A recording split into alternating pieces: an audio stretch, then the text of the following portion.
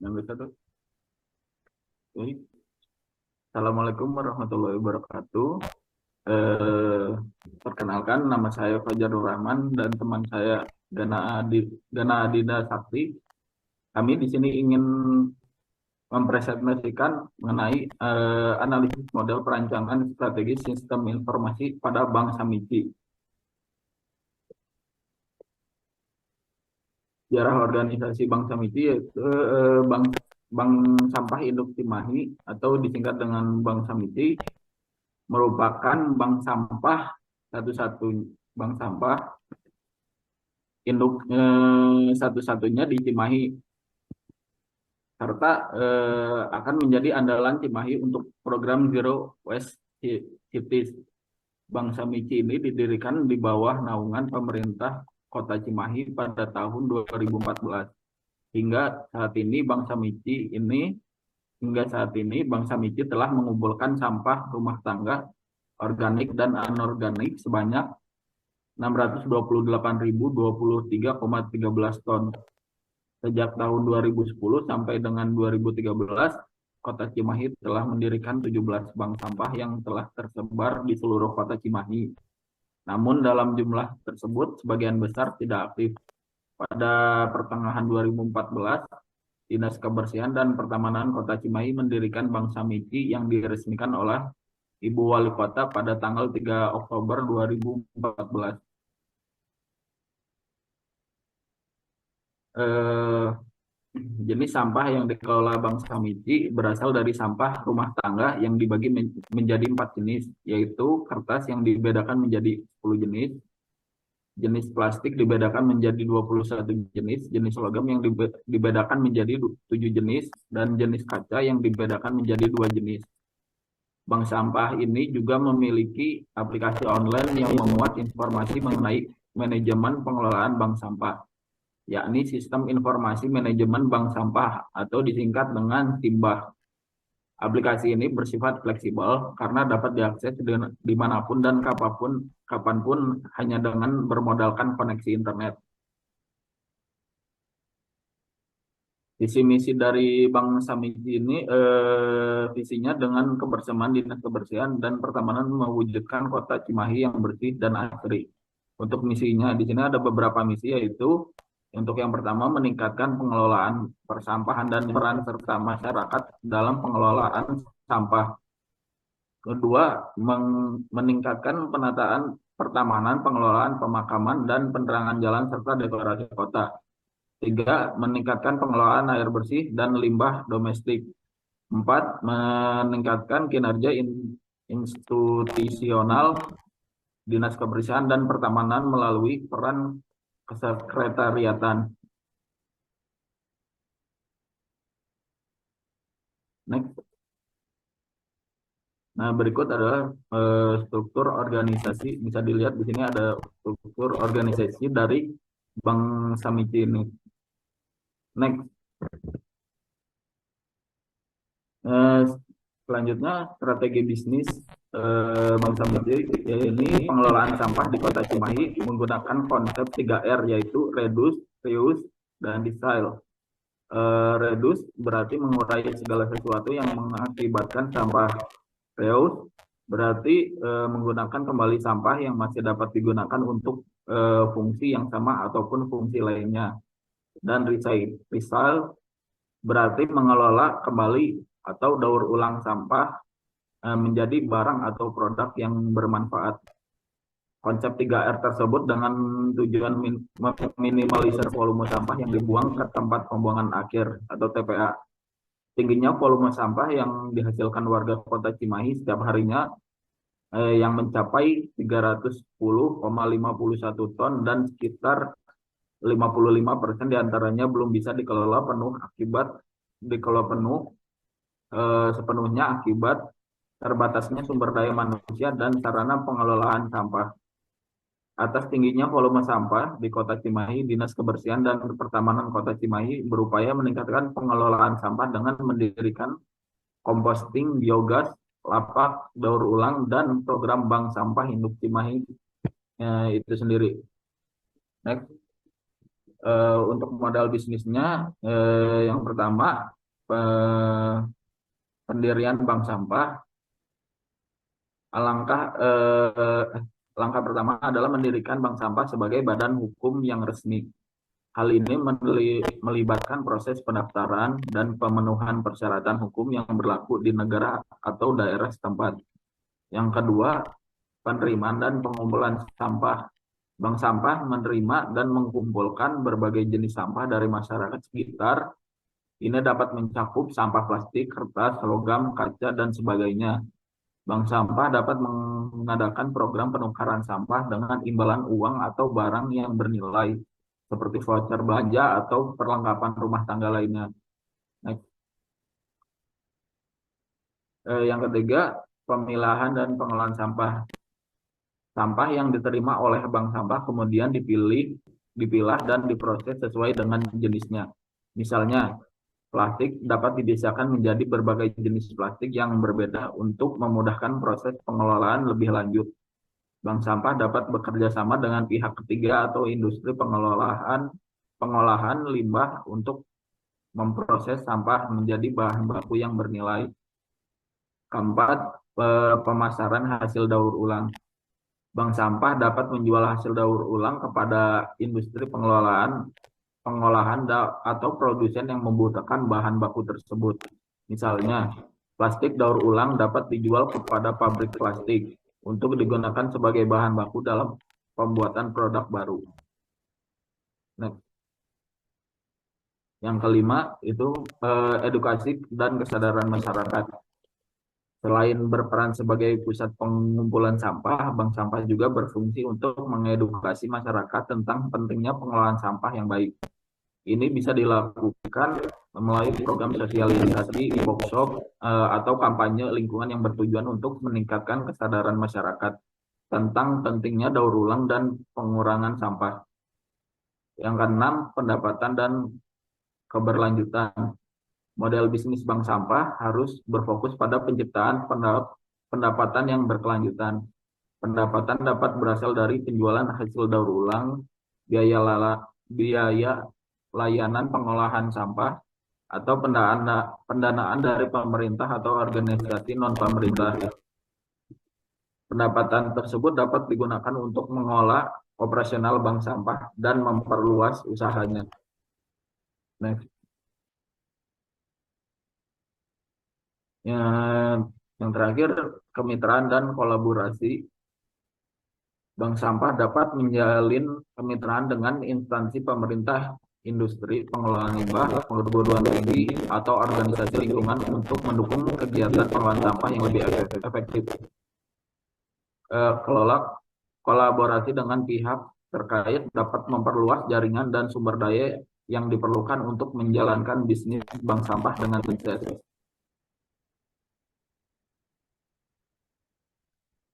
Untuk proses bisnisnya, yang pertama, pendaftaran anggota. Bank sampah mengundang penduduk setempat untuk mendaftar sebagai anggota bank sampah. Calon anggota biasanya diminta untuk mengisi formulir pendaftaran dan menyerahkan dokumen identitas. Yang kedua, pengumpulan sampah. Anggota bank sampah atau petugas bank sampah mengumpulkan sampah dari rumah-rumah atau tempat-tempat lain yang telah ditentukan. Sampah yang dikumpulkan bisa berupa sampah plastik, kertas, logam, ataupun sampah organik. Yang ketiga, pemilahan sampah. Sampah yang terkumpul kemudian dipilah berdasarkan jenisnya. Plastik dipisahkan dari kertas, logam dipisahkan dari sampah organik, dan sebagainya. Hal ini dilakukan agar sampah dapat diolah lebih lanjut dengan lebih efisien. Next. Yang keempat, pengolahan sampah. Setelah dipilah, sampah kemudian diolah. Plastik bisa dihancurkan dan dileburkan menjadi biji plastik. Kertas bisa diolah menjadi pulp atau briket. Logam bisa dicacah atau dilebur menjadi benda baru. Dan sampah organik bisa diolah menjadi pupuk kompos. Proses pengolahan ini bertujuan untuk menciptakan produk yang memiliki nilai ekonomi. Yang kelima, penjualan produk daur ulang. Produk hasil pengolahan sampah seperti biji plastik, pulp, kertas, logam cacahan, ataupun pupuk kompos dapat dijual kepada pabrik atau perusahaan yang membutuhkan bahan baku tersebut. Bank sampah menjual produk produk daur ulang dengan harga yang disesuaikan dengan pasar. Next. Pendistribusian keuntungan. Keuntungan yang diperoleh dari penjualan produk daur ulang dibagi kepada anggota bank sampah. Pembagian keuntungan ini bisa dilakukan berdasarkan kontribusi anggota dalam pengumpulan dan pemilihan sampah. Yang selanjutnya, edukasi dan kesadaran lingkungan. Selain melibatkan anggota dalam proses bisnis bank sampah juga berperan dalam memberikan edukasi dan meningkatkan kesadaran lingkungan kepada masyarakat. Next.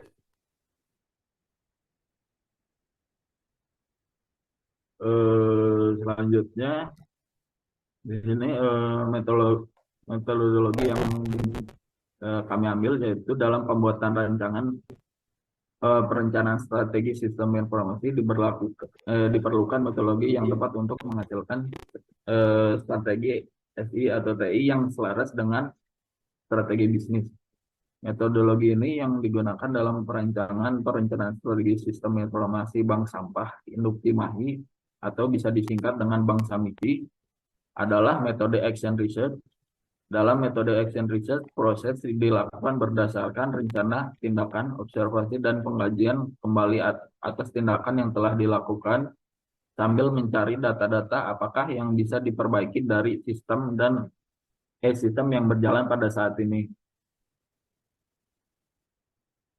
Untuk memperoleh sebuah data dalam penelitian ini, yakni melakukan sebuah wawancara terhadap Bank Sampah Induk Cimahi atau Bank Samici. Informasi yang didapatkan dalam wawancara meliputi gambaran tentang Bank Sampah Induk Cimahi itu sendiri, observasi di lingkungan Bank Sampah Induk Cimahi, unit pelaksana, aplikasi yang digunakan, serta infrastruktur yang digunakan.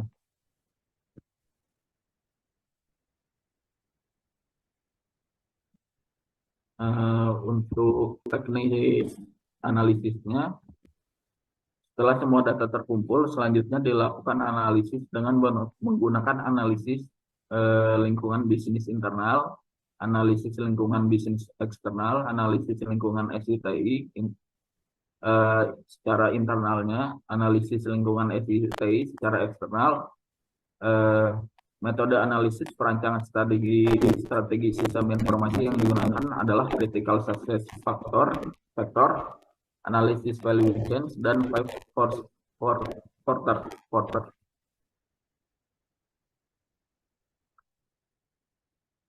Untuk penjelasan berikutnya, untuk Gana, mohon dipersilakan.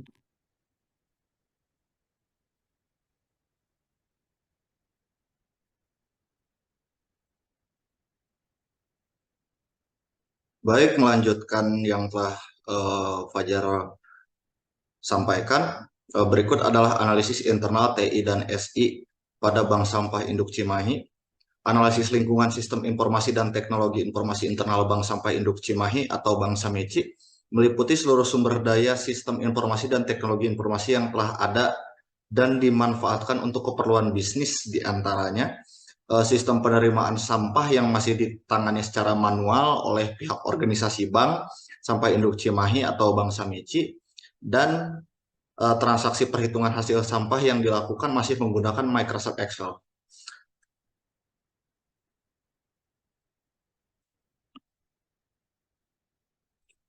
Berikut analisis eksternal TISI, analisis lingkungan sistem informasi dan teknologi informasi eksternal pada Bank Sampah Induk Cimahi atau Bank Samici. Terdapat beberapa proses yang dilakukan guna mengetahui perkembangan sistem serta teknologi informasi untuk keperluan bisnis, yaitu poin pertama, dengan banyaknya pengguna mobile sehingga memberikan pilihan bagi Bank Sampah Induk Cimahi atau Bank Samici menggunakan kemajuan SITI dalam proses operasionalnya untuk meningkatkan layanan serta informasi kepada konsumen karena dapat diakses setiap saat serta dimanapun.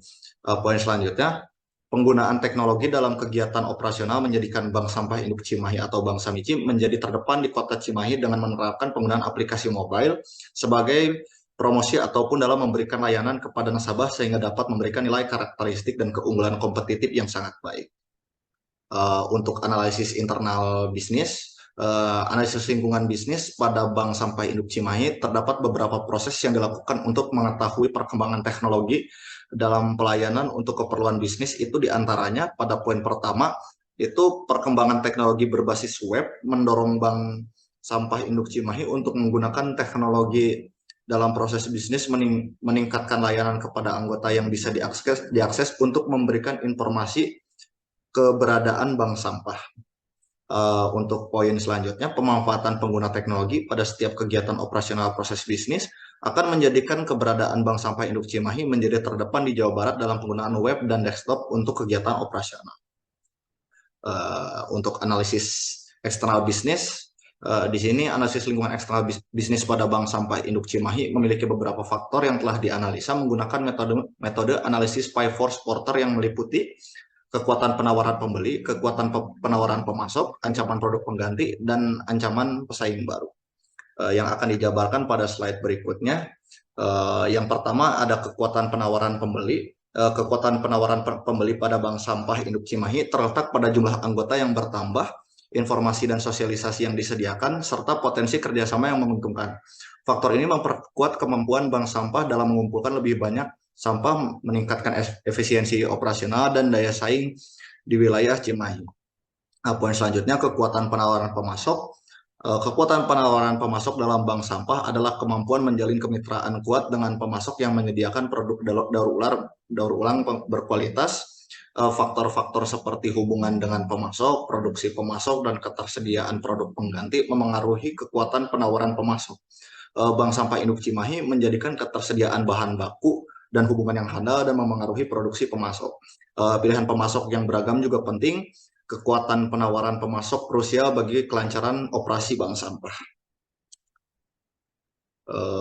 Untuk analisis eksternal bisnis selanjutnya, ini penomorannya salah ya, harusnya 3 dan 4, tapi di sini 1 dan 2. Kesalahan dari saya. Oke, pada poin 3, ancaman produk pengganti. Bank Sampah Induk Cimahi menghadapi ancaman produk pengganti di wilayah Cimahi. Untuk tetap kompetitif, mereka perlu menawarkan layanan yang baik dan produk daur ulang berkualitas tinggi. Penting untuk menjaga standar kualitas, inovasi, dan interaksi aktif dengan pelanggan guna mempertahankan pangsa pasar. Poin nomor 4, ancaman pesaing baru. Ancaman pesaing baru adalah kemungkinan munculnya pesaing baru dalam bisnis daur ulang sampah di Cimahi. Pesaing baru dapat menciptakan inovasi atau menawarkan pelayanan yang lebih baik, mengganggu posisi pasar Bank Sampah Induk Cimahi. Strategi yang dapat diambil untuk mengantisipasi ancaman ini adalah antara lain untuk meningkatkan kualitas layanan, mengoptimalkan proses operasional, dan menjalin kemitraan dengan pemangku kepentingan terkait.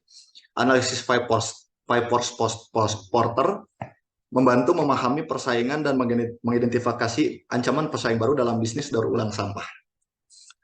Pada slide berikutnya, ini adalah strategi sistem informasi bisnis.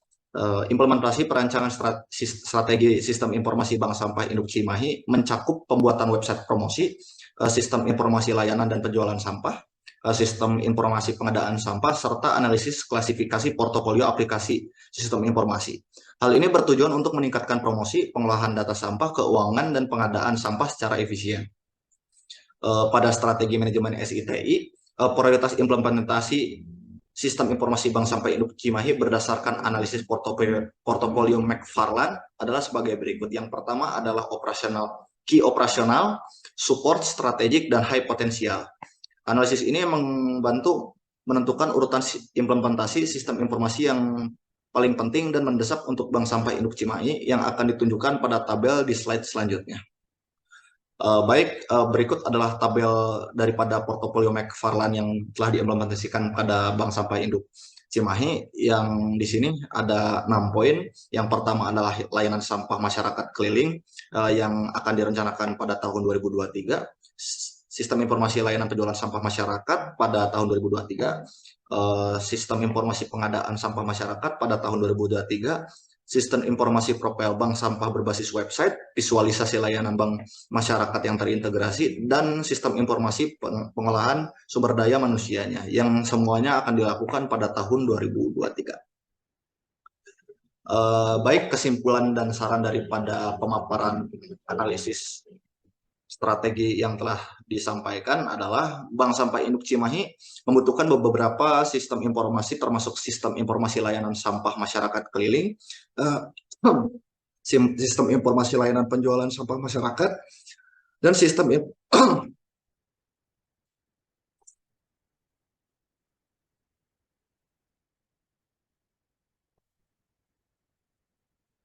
sistem informasi pengadaan sampah masyarakat, analisis lingkungan eksternal menggunakan pipe porter, membantu mengidentifikasi potensi pesaing dalam sistem informasi. Untuk perancangan strategi sistem informasi di masa depan, disarankan menggunakan portofolio McFarland untuk memetakan aplikasi sistem informasi dan alokasi sumber daya. Saran termasuk menambahkan rencana anggaran pada setiap unit sistem informasi, pengadaan sumber daya manusia, dan pembuatan blueprint perencanaan sistem informasi. Sekian pemaparan dari kami. Terima kasih telah mendengarkan. Ada tambahan dari Fajar? Tidak ada. Baik, terima kasih telah menonton video ini sampai selesai.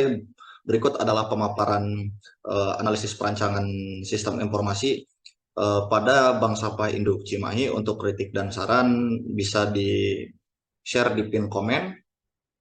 Wabillahi taufiq wal hidayah. Wassalamualaikum warahmatullahi wabarakatuh.